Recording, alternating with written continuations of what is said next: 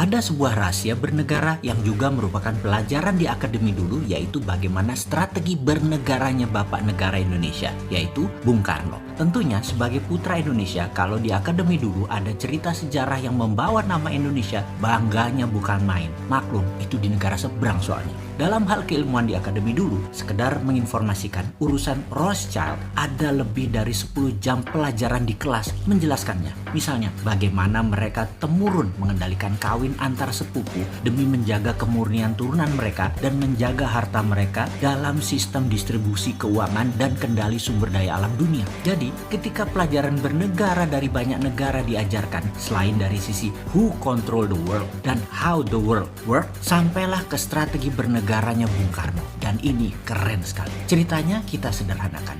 Di dalam membuat mineral 99,9%, misalnya emas, platinum, perak, itu prosesnya dari gunung, batuan atau tanah diambil, diproses tambang, dimasukkan smelter, di refining, jadilah metal murni. Metal murni dari mineral tambang. Proses membuat 1 kg emas dengan 1 ton emas ya sama saja mata rantainya. Disinilah kejeniusannya Bung Karno dimulai. Dia merasa mengapa harus menunggu mineral metal itu ada dulu baru kita manfaatkan sebagai alat jual beli metal atau alat tawar, dijadikan underlying terbitnya mata uang atau currency. Oleh Bung Karno apa yang dilakukan? Data di gunung, dihitung cost accountingnya, maka diperkirakan misalnya dengan kecepatan 10 tahun nantinya akan dapat 1000 ton emas misalnya. Maka ketimbang nunggu 1000 ton itu ada, rupiah di print saja senilai 1000 ton emas sekarang, di mana modal untuk membuat 1000 ton emas tersebut mulai dari mining proses hingga pemurnian refining katakanlah 30%-nya. Lah,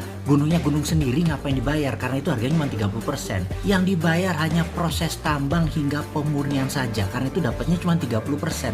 Yang 70% uang cetak tadi untuk membangun proyek produktif. Dan proyek produktif seperti industri tidak harus di Indonesia, bisa di luar negeri. Proyek industri tadi adalah underlying lapis kedua selain emas dan hasil metal mineral tambang di Indonesia tadi. Dengan ide tadi, maka di tahun 1955 sebagai dasar undangan 50 negara hadir di Indonesia dalam konferensi Asia Afrika, dikatakan bahwa mereka atau kita bersama-sama akan membangun poros tengah negara non-blok, tidak miring ke Soviet, tidak miring ke NATO Amerika. Non-blok akan membangun kekuatan ekonomi dengan porosnya Indonesia dan akan membiayai banyak proyek industri di negara-negara non-blok. Apa yang terjadi? Benarlah hadir pemimpin revolusi dari setiap negara dalam undangan tadi. Tiongkok, India, Pakistan, Mesir, Korea Utara, Kuba, semua tokoh revolusioner semua mengharap dukungan Indonesia. Bayangkan ada Nehru, Gamal Abdul Nasser, Bhutto, Mao, dan tokoh legendaris dunia lainnya hadir di Bandung, kota kecil dari negara yang baru 10 tahun merdeka. Saat itu, ide jenius Bung Karno mempesona dunia. Indonesia akan membiayai negara non-blok ekonominya tadi. Ternyata, Bung Karno hanya pemikir tunggal atau pemikir sendirian. Di dalam negeri dirongrong kelompok-kelompok yang ingin berkuasa seperti kaum nasionalis, kaum sosialis, komunis, terus berada di sekeliling Bung Karno untuk dapat mempengaruhi kebijakan politik Bung Karno. Kaum Nasakom itu dirangkul oleh Bung Karno. Inilah yang membuat gonjang-ganjing politik nasional kala itu. Di dunia, kekuatan diplomasi dan manuver rupiah sebagai kekuatan ekonomi belum digarap sempurna. Geoekonomi belum tergarap cantik. Jadinya, beliau selesai dengan kudeta cantik di tahun 1966 yang selanjutnya sahabat tahu ceritanya. Pelajaran sejarah di akademi berhenti di cerita tersebut. Namun dunia tidak berhenti di situ. Tiongkok mengambil ide Bung Karno. Mereka tanpa jaminan sumber alam mineral metal berani melawan hegemoni negara superpower di tahun 90-an, di mana Amerika lagi fokus di Timur Tengah untuk mengambil energi minyak dan gas. Tiongkok printing renminbi berdasarkan industri dalam negeri. Dalam 20 tahun underlying mereka kuat dan mulailah ekspansi ke luar negeri, meminjamkan renminbi cetakan yang banyak ke negara luar